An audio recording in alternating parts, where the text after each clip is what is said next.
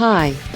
It is during these earliest days of the product life cycle, with the iPhone 6s and 6s Plus still in their relative youth, that the chatter concerning what shall come next is at its most fabulous. Since the day the new models first appeared in stores, Apple diehards have been trawling the internet in search of the rumors, leaks, and dubious pronouncements made by anonymous supply chain sources. And yet Apple remains as tight-lipped as ever on what the next generation holds. So, what else can one do? Predicting the future of the iPhone has become a full-time, year-round sport, and we present here a curated collection of the most intriguing gossip about Apple's next big thing. According to Apple's traditional cadence, new iPhone models debut in the fall. The 6s and 6s Plus were unveiled on September 9th and hit store shelves on September 25th, and we have every reason to expect the next major update to come around the time that kids head back to school in 2016. Though no official invitations have been made yet, however, the company's next big event is rumored to be scheduled for March 2016. Given that the Apple Watch would be coming up on its first birthday in April 2016, it's likely that such an event would be focused on its successor. And while it's possible we could also see a new iPhone early in 2016, that would more likely be the rumored iPhone 6C, an updated small iPhone to replace the aging iPhone 5S sitting at the bottom of Apple's current lineup. For the past several years, Apple's iPhone updates have followed a predictable cycle: major design changes in even-numbered years, followed by under-the-hood tech upgrades that keep the same basic physical chassis in odd-numbered S-phone years. For 2016, then, a total redesign is a near certainty, possibly with some dramatic innovations. Sources including 9to5mac.com report that Apple has developed multiple iPhone 7 prototypes, all with distinct differences. Given the regularity with which folks drop phones in toilets and other bodies of water, could Apple develop a water-resistant or waterproof chassis? By the way, here's what to do when it inevitably happens to you. Other manufacturers have already gone there. Of course, Samsung with the Galaxy S5, Sony with its Z5 Premium, and Motorola with its entry-level Moto G. Still, the fact that Samsung did not make the Galaxy S6 waterproof suggests that it's not a critical feature for most consumers. One of the more interesting iPhone 7 predictions involves a move away from the physical home button.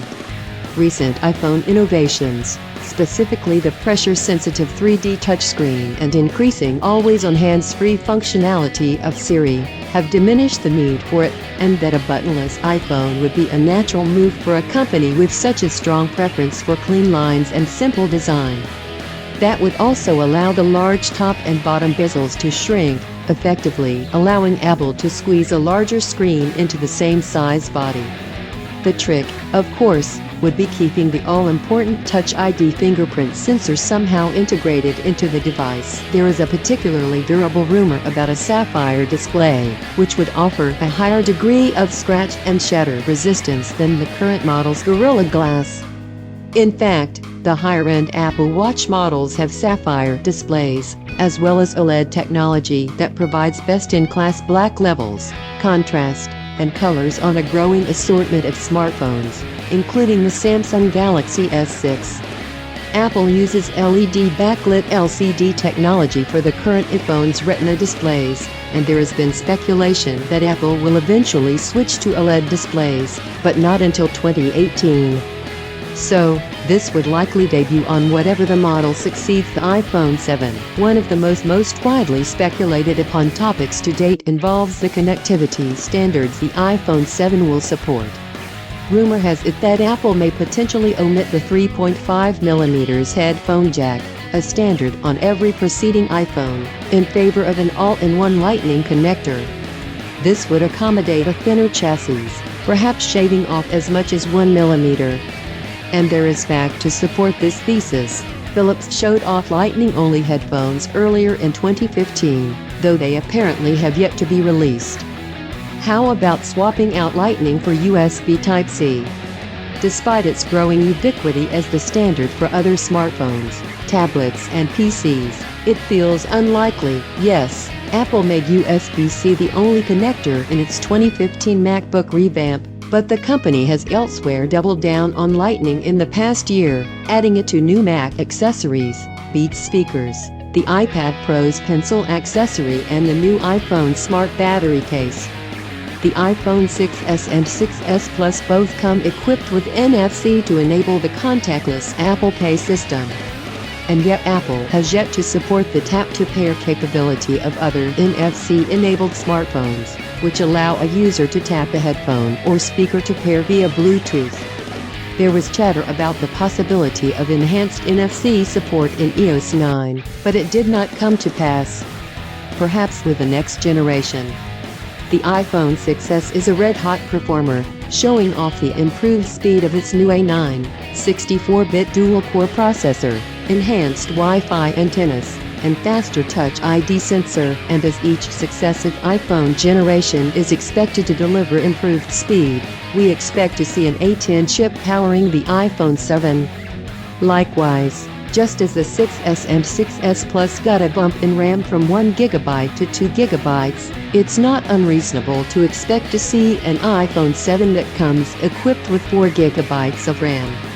In 2014, Apple doubled the top-toe tiers of the iPhone from 32 GB to 64 GB and 64 GB to 128 GB, but kept pricing the same. The entry-level model remained at 16 GB. The company kept the same capacities for its 2015 line. Will it finally offer 32 GB on the baseline model? Anything's possible, but getting customers to pay up for the 64 GB model may be too much of a profit incentive to give up. Many sources reported that there would be a significant step up in quality with the iPhone 6s's camera. A 10-megapixel camera and a 2-lens DSLR-style camera were presented as two distinct possibilities. And though the 6s upped the standard iPhone's game with a much improved front-facing camera, only the 6s Plus features optical image stability capabilities that deliver higher quality photos and video in low-light environments. Perhaps we will see this enhanced feature trickle down to the non-Plus model with the iPhone 7. Thanks for your attention. Likes and subscriptions.